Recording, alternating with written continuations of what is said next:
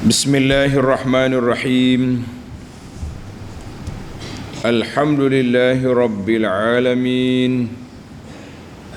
Wassalatu wassalamu ala rasuli rabbil alamin, nabiyyina wa habibina wa qudwatina Muhammad ibn Abdullah wa ala alihi wa sahbihi wa man sar ala nahjihi wa ihtada bihadihi wa istanna bisunnati ila yaumiddin.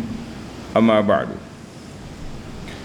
Muslimin dan muslimat, para jemaah, para pencinta ilmu, para pencinta Al-Quran dan Sunnah, Assalamualaikum warahmatullahi wabarakatuh.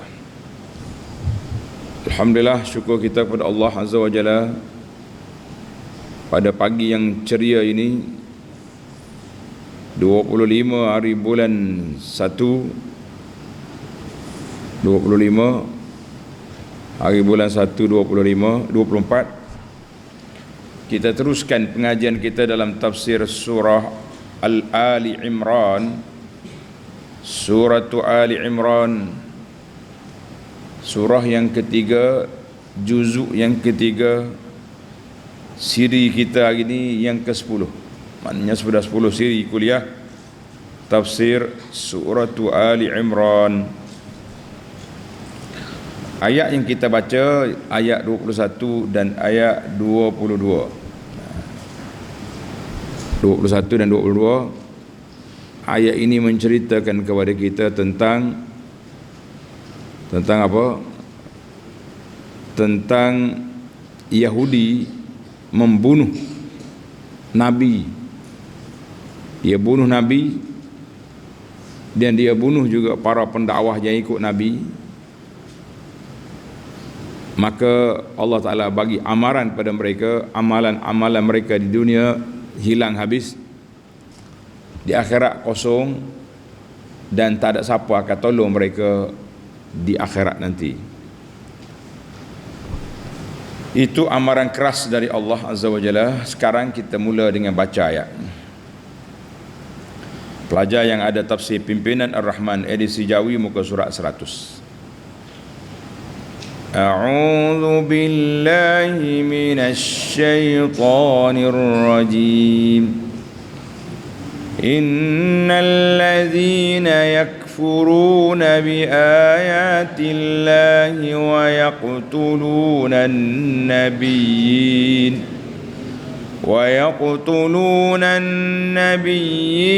bighairi haqqin wa yaqtuluna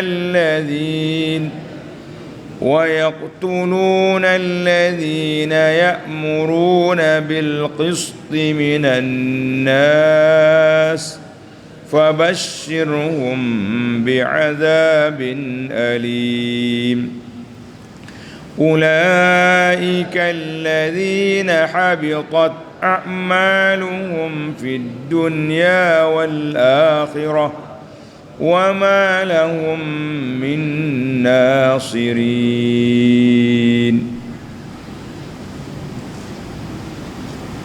Balik pada tafsir ayat. Innal ladzina yakfuruna bi ayatillahi wa yaqtuluna an-nabiyyina bighairi haqq. Allahu akbar. Sesungguhnya orang-orang yang kufur engkar akan ayat-ayat keterangan Allah dan membunuh nabi-nabi dengan jalan yang tidak benar, itu kejahatan puak kafir ini. Bukan sekat lawan, bunuh. Allahu akbar.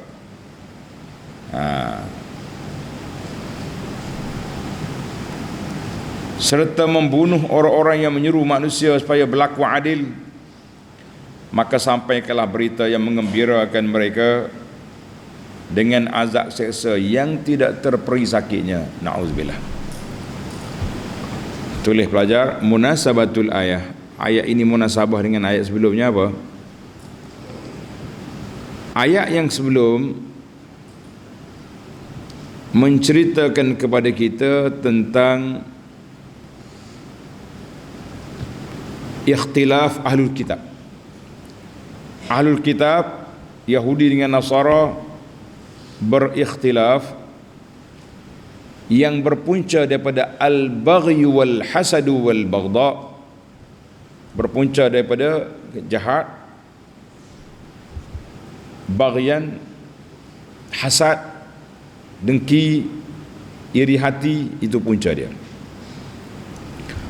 Bila mereka berikhtilaf, setelah datang kepada mereka keyakinan ilmu ada daripada dia Nabi SAW, ada di hadapan mereka Quran, mereka berbalah. Kemudian Allah juga ajar kepada Nabi, kalau orang kafir mari nak berhujah denganmu, jawab, aku ni aslam, aku Islam, aku tunduk dan taat kepada perintah Allah Azza wa Jalla. Kemudian dalam ayat ini Allah Ta'ala nyatakan mauqiful Yahud minal anbiya.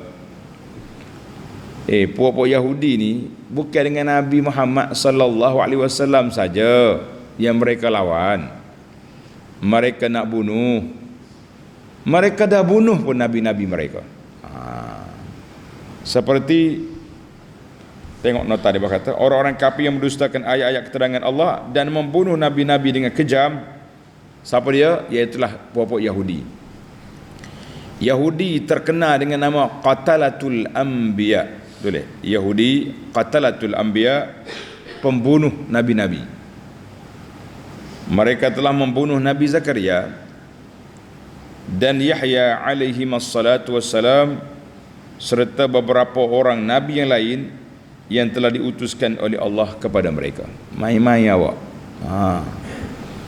Ya, selain daripada bunuh nabi, mereka juga bunuh alladzina ya'muruna bil qisti, iaitulah orang-orang baik di kalangan mereka yang menyuruh mereka supaya berlaku adil, menyuruh menegakkan ma'ruf, larang benda mungkar, maka mereka juga dibunuh. Yang pentingnya,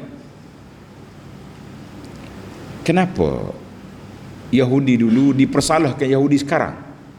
Yahudi sekarang dipersalahkan, sedangkan Yahudi dulu yang buat. Ini menarik juga dia kata. Sebab Allah Ta'ala cerita ke Yahudi zaman dulu supaya Yahudi sekarang tahu, mu jangan cuba nak buat mengulangi kesalahan yang dibuat oleh tok nenek kamu. Apa dia kesalahan tok nenek dia buat? Membunuh nabi-nabi. Mu nak bunuh juga. Jadi kita kata jangan buat keturunan buruk lah kita ni.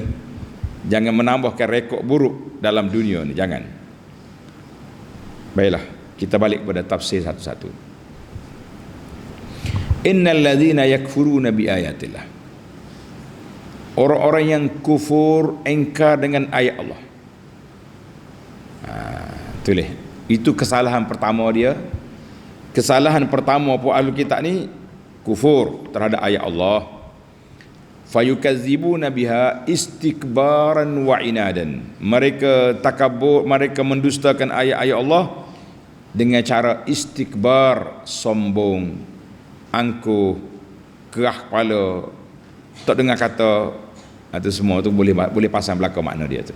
Istikbar maknanya angkuh, inat, kerah kepala, tak dengar. Satu. Tulis. Kesalahan yang kedua, wa yaqtuluna an-nabiyyina bighairi haqq,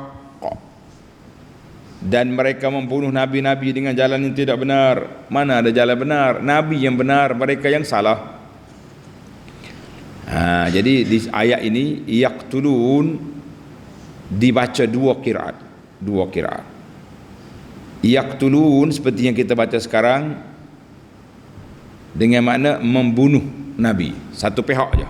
Nabi tak lawan pun, tak angkat senjata pun, mereka yang jahat.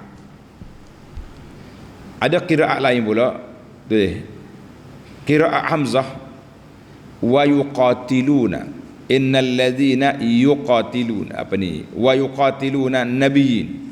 Yuqatilun ambil daripada peperangan, ay yuharibuna alladzina yukhalifunhum fi kufrihim, mereka akan memerangi orang yang Islam yang tidak kufur seperti mereka. Fal muqatalah min itsnaini, jadi berlawan. Mereka lawan dengan Nabi, perang. Kalau yaqtulun sebelah pihak, Nabi tak lawan pun dia pergi bunuh. Yang pentingnya jahat lah puak Yahudi ni. Senang cerita, tak payah panjang cerita, Yahudi jahat habis je. Dua, yaqtuluna anbiya Allah al-mursalin ilaihim, Allah hantar pergi supaya didik mereka, dia pergi bunuh Nabi tanpa sebab-sebab yang munasabah, sebab dianya tak mau beriman, tu ya sebab. Itu dua.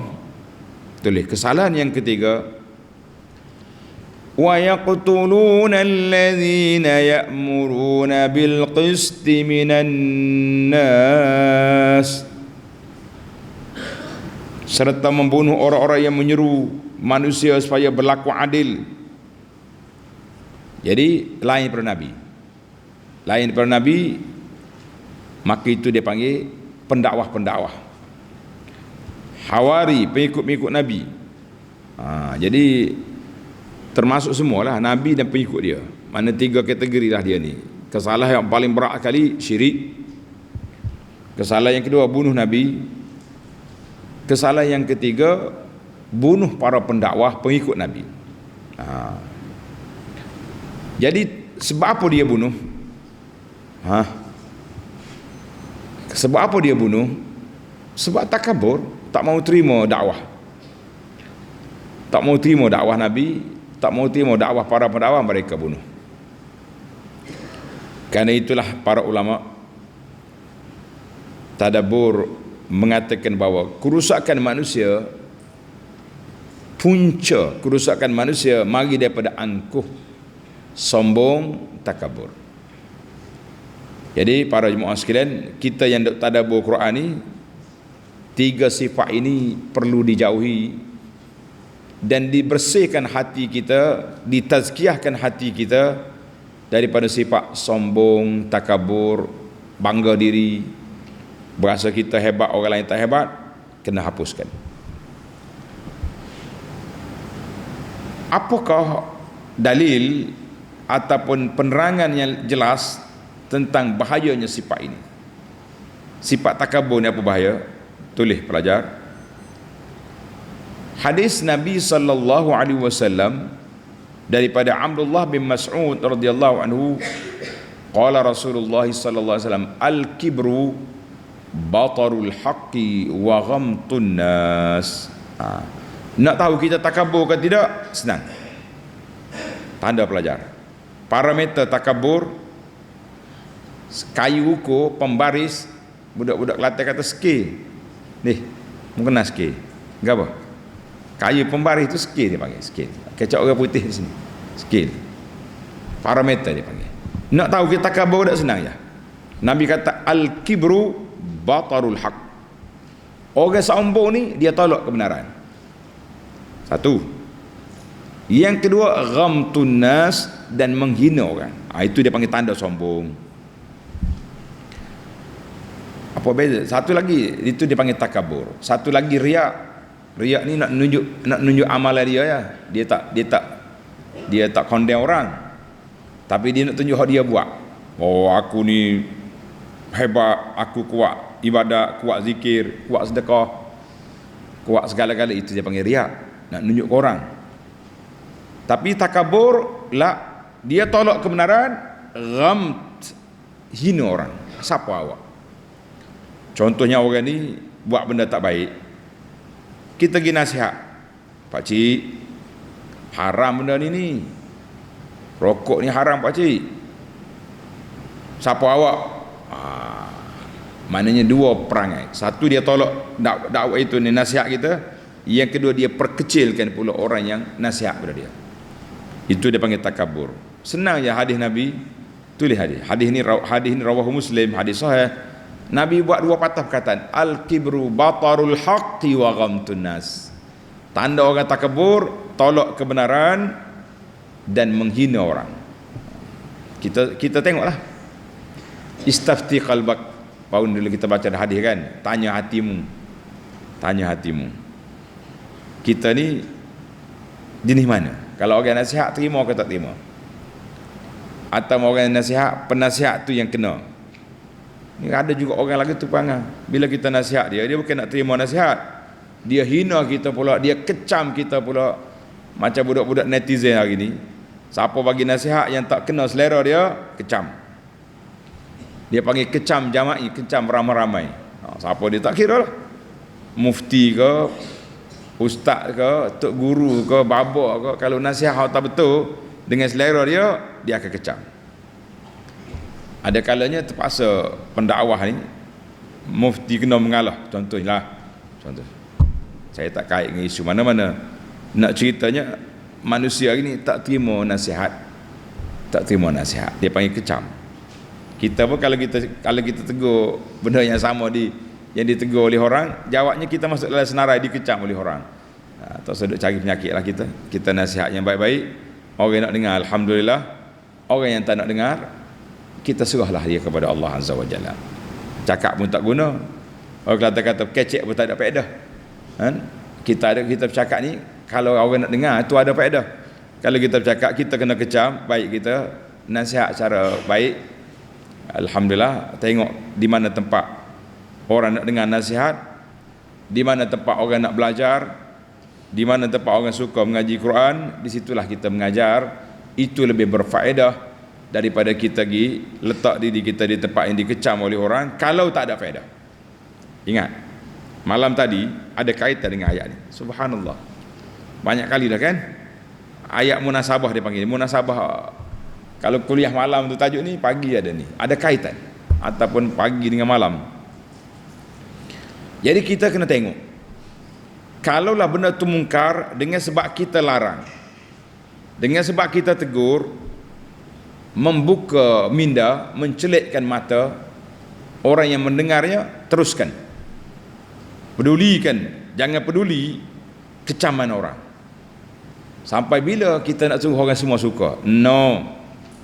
Ada orang komen, dia kata ustaz, boleh jadi ustaz ni cara dakwah tak betul. Kita kata habis lembut dah tu. Habis lembut dah, berjalan macam kata orang berjalan berjongkek-jengkek, macam berjalan di tengah padang yang berduri dah. Kita jalan lorong, kecam juga. Pelik apa? Sayyidul Mursalin, orang yang paling baik atas dunia, Rasul sallallahu alaihi wasallam pun dikecam. Habis kalau setakat kita manusia biasa dikecam oleh orang, itu biasa. Sabar. Baiklah. Kata di para ulama tadabbur, kenapa disebut yaqtuluna an-nabiyyin wa yaqtuluna alladhina ya'muruna bil qisti? Dua-dua itu sama. Nah, orang yang menyuruh benda baik nabi. Tapi kenapa dia sebut nabi, sebut orang ni? Jawabnya, khussa al-anbiya bizikri, disebut khas nama nabi itu sebab li'anna qatlahum a'zamu min qatli ghairihim. Karena bunuh nabi dosa dia lebih besar daripada bunuh orang yang biasa. Jadi dosa bunuh nabi lebih berat daripada bunuh orang biasa. Dua-dua tu dosa lah ke? Macam anak buat banding dengan beberapa kali pada tuan-tuan, orang yang buat maksiat di Mekah tak sama dengan maksiat di Malaysia. Sama-sama dosa lah ke? Mengumpat dalam masjid lebih berat dosa daripada mengumpat di kedai kopi. Dua-dua tu dosa lah ke? Jangan kata mari kita pergi ngumpat mana kedai kopi, dosa. Tapi ngumpat dalam masjid besar lagi dia punya. Allahul musta'an. Kita minta Allah Taala selamatkan kita daripada pengangai yang tak buruk. Allahu akbar. Baiklah. Di mana ada orang nak dengar nasihat, di mana orang nak belajar, kita usahakan biar sampai ilmu, biar faham masyarakat dengan ayat-ayat Allah. Orang tak nak, biar dia pergi. Karena itulah kata di ahli motivasi, di mana bumi yang subur, disitulah benih ditabur. Ada faedah. Mu tahu tanah ni molek, kalau kita tak molek tanah ni, banyak musuh. Istilah orang kampung, banyak musuh. Ada dengan semuknya, ada dengan anak-anaknya, ada dengan ulatnya. Mungkin nanai juga. Ada faedah? Ada faedah. Tak boleh makan buah, nanai boleh. Begitulah dakwah kita ini. Kita tengok di mana tempat orang nak belajar, di alam maya ke alam nyata, terus alhamdulillah, mudah-mudahan faedah besar kita dapat memahami kalam Allah walaupun sedikit, walaupun secara ringkas, walaupun tidak mendalam, tapi setiap ayat yang kita lalu, insya-Allah tuan-tuan dan puan-puan boleh faham. Ni saya dua ni ada teguran daripada apa ni pelajar kita ni. Dia kata bunyi Kelantan kuat pula dah. Kita kata tu ayat seling kan ya, nuak ilang ngatu dia punya Kelantan tu Kelantan selek mata. Kalau kacak macam TV, dia kata Allah, kau tengok TV ustaz ni cakap. Jadi ayat selingan itu pun ada glosari dia panggil, mana ada makna terjemahan. Tuan-tuan belajarlah, tulis, kena ada buku nota kecil, buku 35 tulis bahasa Kelantan. Goni tu apa ini, mudah ya. Sekali hafal ingatlah. Jangan bahasa tu dalam radio Kelantan dia tulis ada satu slot dia panggil kayanya bahasa kita. Dia panggil kayanya bahasa kita. Alhamdulillah itu bahasa selingan lah. Dan anak banyak guna bahasa TV. Cuma selingan tu ada supaya tuan-tuan hilang mengantuk, insya-Allah. Baiklah, kita teruskan ayat. Di akhir ayat Tuhan kata fabashshirhum bi'adzabin alim, maka sampaikanlah berita yang menggembirakan mereka dengan azab yang tidak terperi sakitnya. Pelik tak? Biasa berita gembira ni untuk orang baik, ini Allah guna berita gembira untuk orang jahat. Pelik. Tengok nota di bawah. Perkataan menggembirakan yang disebut dalam ayat ini hanyalah sebagai mengejek orang-orang kafir Yahudi yang kejam itu. Kerana berita azab seksa yang disediakan oleh Allah untuk mereka tidaklah menggembirakan. Mana gembiranya azab? Bahkan sebaliknya mendukacitakan dan menghinakan mereka. Itu dia panggil ayat istihza. Kalau dalam bahasa sekarang dia panggil ayat sakistik. Sakistik mana kita guna bahasa lain tapi untuk makna lain. Ambillah berita gembira. Ibarat ginilah, budak ni main lompat-lompat atas kayu. Mak dia larang, dia jangan jatuh. Ada paku situ. Sekejap. Kena dah. Wah, menangis. Bagi elok itu comel-comel lagi, main lagi. Itu mana? Itu dia panggil ayat perli. Allah kata bagi tahu pada puak jahat ni, fabashirhum, ambillah khabar gembira. Gembira apa? Dengan neraka. Gembira ni dengan apa? Dengan benda baik. Itu dia panggil ayat istihza, ayat Allah Taala nak hina mereka. Allahu akbar. Baiklah. 3 dosa tanda pelajar. 3 dosa kafir, bunuh Nabi, bunuh para pendakwah. Sekarang terimalah 3 khabar gembira kepada puak kafir yang jahat ni. Apa dia? Tengok, 3 lawan 3.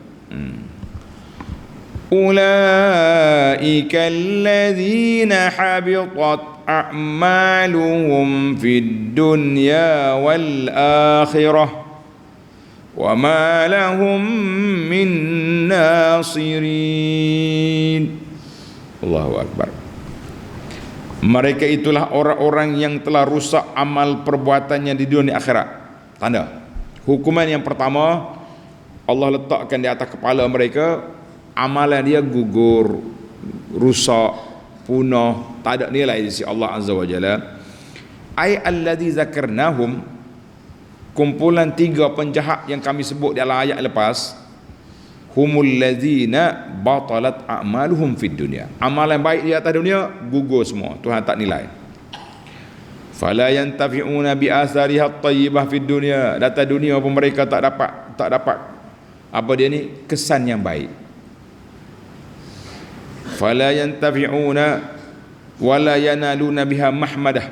Orang tak puji, orang tak kredit, orang tak apa ni, tak bagi penghargaan pada mereka.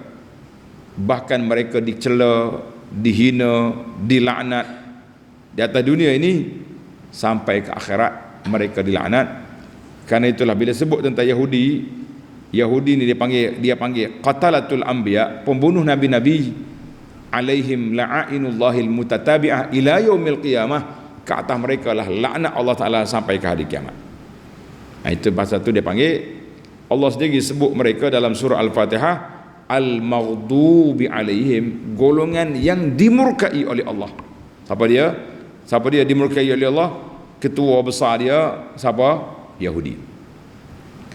Satu lagi kembar dia al-maghdubi alaihim, orang yang Allah Ta'ala ad-dhalin, orang yang sesat, siapa dia? Nasara.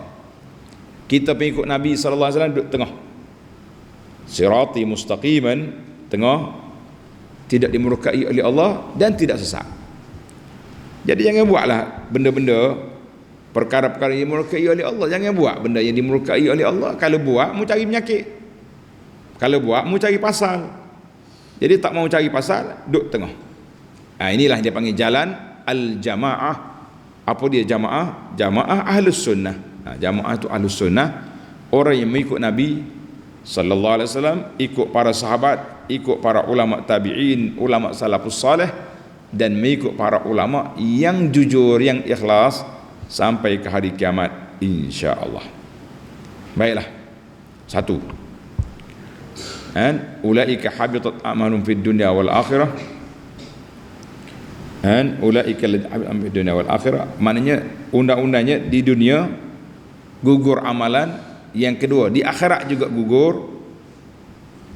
Yang pertama, mereka tak ada nilai di dunia. Satu, hukuman yang pertama. Hukuman yang kedua, gugur lagi, la yantafi'una bi sawabi a'malihim, di akhirat amalan baik mereka buat langsung tak ada. Dua. Yang ketiga, wa ma lahum min nasirin. Masya Allah. Dan mereka pula tidak akan memperoleh sesiapa pun yang dapat memberikan pertolongan kepada mereka. Tak ada siapa boleh tolong, habislah dia. Ai wa ma lahum min al-qaum wa ma li haula al-qaum, tak ada siapa boleh tolong mereka daripada azab yang disediakan oleh Allah. Tak ada siapa boleh menyelamatkan mereka daripada azab Allah. Apa jadi buat dia ni? Tak ada apa. Allahu Akbar. Rugi tak rugi dia? Sangat rugi. Sebab apa rugi? Sebab mereka kafir. Jadi kata di para ulama tadabbur, 3 lawan 3. 3 lawan 3. 3 dosa, 3 hukuman. Allahumma astur. Ya Allah, kita minta Allah Ta'ala selamatkan kita daripada kejahatan-kejahatan ini. Baik. Sesalah secara ringkas, kita berpindah ke mencari 5 faedah. Innal ladzina yakfuruna bi ayatillahi wa yaqtuluna an-nabiyyin bighairi haqq. Dengar ni apa? Orang yang kufur dengan Allah, bunuh nabi-nabi. Tadi anda dah sebut awal tadi, taubikhul lil mu'asirin. Allah cela Yahudi di zaman Nabi. Ayat ni turun zaman Nabi sallallahu alaihi wasallam. Maka Allah Ta'ala cela, kutuk Yahudi zaman Nabi yang sempat bersama dengan Nabi sallallahu alaihi wasallam tapi tak mau beriman. Dengan apa? Dengan buruknya, huduhnya akhlak tok nenek mereka. Perangai buruk tok nenek menurun. Kata menurun ni bahasa Kelantan ke bahasa apa? Menurun ni maknanya dipusakai oleh cucu-cucu mereka. Turun temurun ya. Jadi Allah cela Yahudi zaman Nabi sebab apa? Sebab tok nenek dia jahat. Jadi kejahatan itu, keburukan itu terpalit kepada anak cucu. Sebab apa? Sebab mereka juga nak bunuh Nabi sallallahu alaihi wasallam. Sudah banyak kali ni dalam, cuba tengok dalam buku sejarah Madinah ni. Lama dah kita tak tunjuk buku ni. Tengok tuan-tuan. Dalam buku sejarah Madinah ada beberapa kali Yahudi cuba nak bunuh Nabi sallallahu alaihi wasallam. Yahudi Bani Qainuqa, Yahudi Bani Nadir. Nabi pergi nak berunding dengan mereka. Dia naik atas bangunan nak campak batu atas kepala Nabi sallallahu alaihi wasallam. Jibril datang, ya Rasulullah, mereka nak bunuhmu. balik. Nabi kata balik. Tuan-tuan baca dalam buku Madinah ni, kebejatan Yahudi duduk Madinah, dia buat perjanjian damai dengan Nabi tapi dia jahat. Jadi maknanya anak cucu sama dengan tok nenek khianat belaka kepada para nabi, kepada Rasulullah sallallahu alaihi wasallam, sama dengan tok nenek memperangai. Sebab itulah ayat ini ayat sebaliknya pula lain. Dalam suratul Kahfi, dua orang anak yatim tu dapat kebaikan, lis wa kana abuhuma salihah. Tok nenek dia soleh, cucu cicit dapat tempias kesalehan. Tok nenek dia jahat, cucu cicit juga menerima tempias kejahatan daripada mereka. Jadi kerana itulah para jemaah sekalian, kita berusahalah menjadi orang baik. Kita berusaha untuk jadi apa? Jadi orang baik. Mudah-mudahan anak cucu kita baik. Anak cucu kita baik. Boleh ke tak boleh? Kena boleh. Kalau tidak, rugilah kita, kesian anak cucu kita.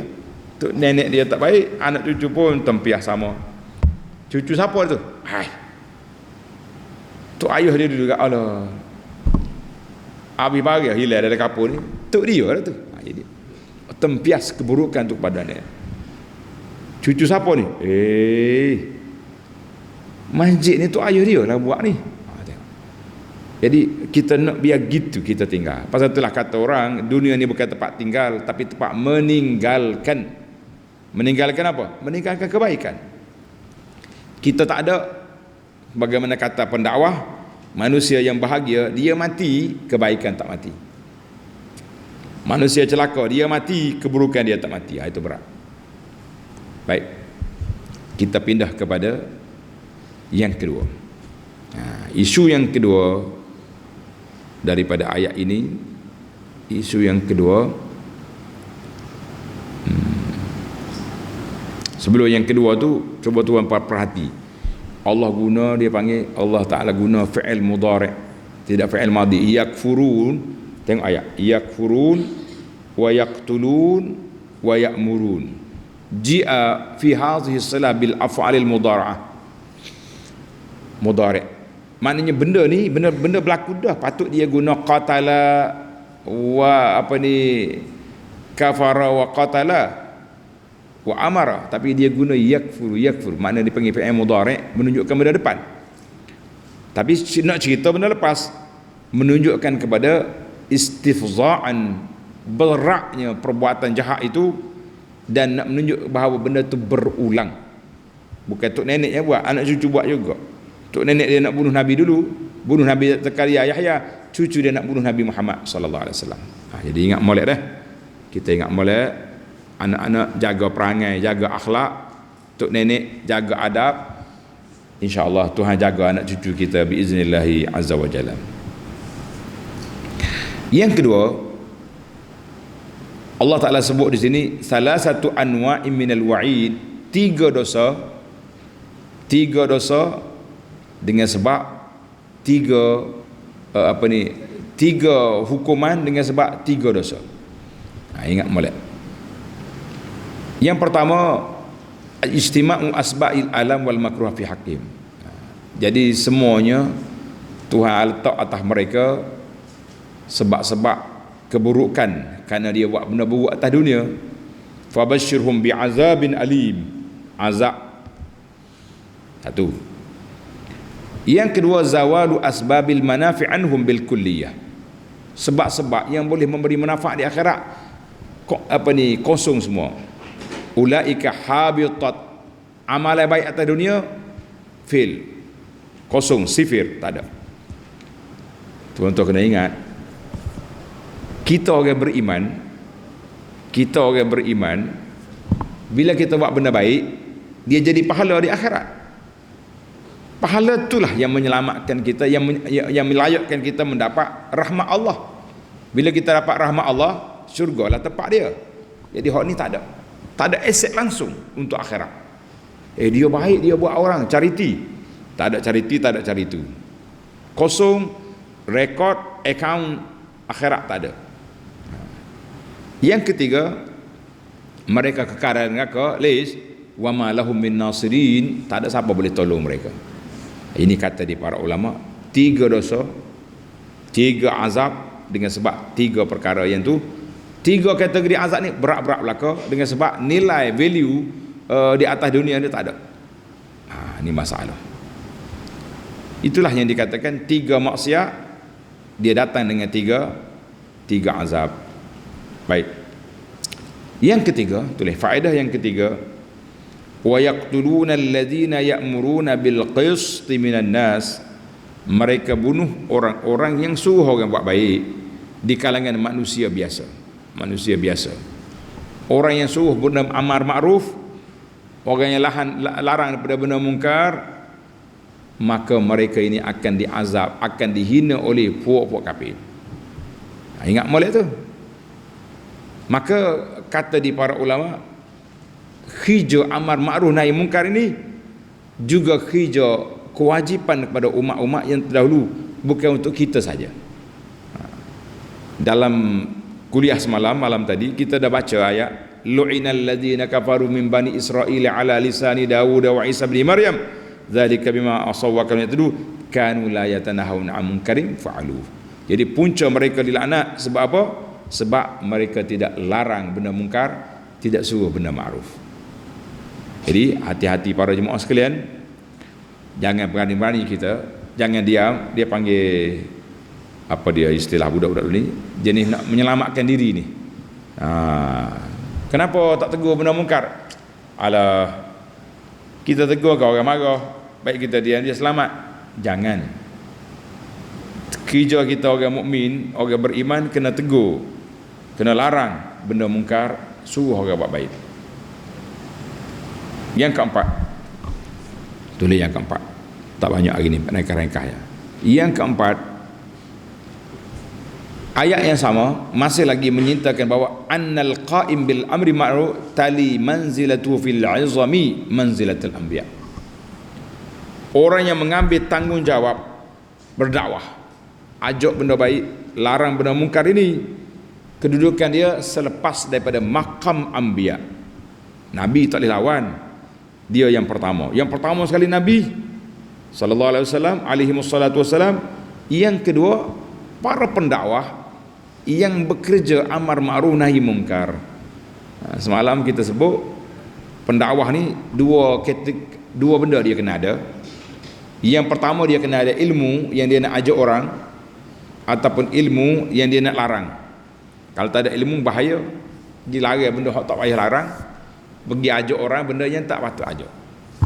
Yang kedua, bila kita nak buat, jangan kerana kita nak tunjuk gedebel, jangan kerana kita nak tunjuk berani, jangan nak pergi skodeng, nak bongkar kesalahan orang je, tapi kita buat amar ma'ruf nahi mungkar kerana Allah Azza wa Jalla.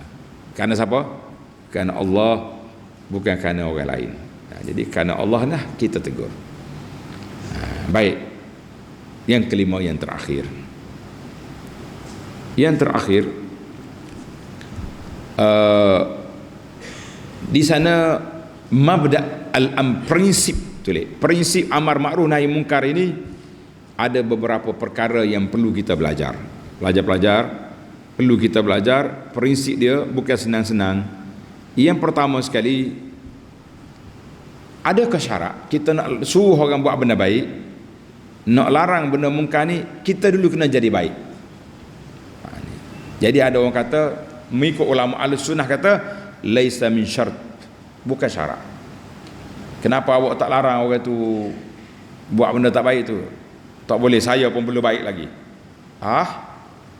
Bila kita nak confirm kita baik, jadi oleh kerana benda tu mungkar depan mata, kita pun tahu dia mungkar, awak larang walaupun awak sendiri kurang baik. Sehingga kata di ahli motivasi, suruhlah orang buat baik, laranglah orang buat mungkar, sehingga kita jadi baik. Jangan kata nanti aku jadi baik, aku nak larang. No. Jadi walaupun tidak elok kita larang orang buat benda mungkar, kita buat, tapi sekurang-kurangnya ada engkar, ada bantahan daripada masyarakat. Ini masyarakat hanyut sekali, koyok sekali dengan ahli maksiat, bila nak selesai masalah. Baiklah. Kerana kerja amar ma'ruf nahi munkar ni umum kepada semua manusia, bukan kepada ustaz saja. Kalau ustaz saja senang saja. Yang pertama. Yang kedua, prinsip yang kedua, tulis. Prinsip yang kedua amar ma'ruf, annal munkar wajibu taghyiruhu ala kulli man qadir alaih.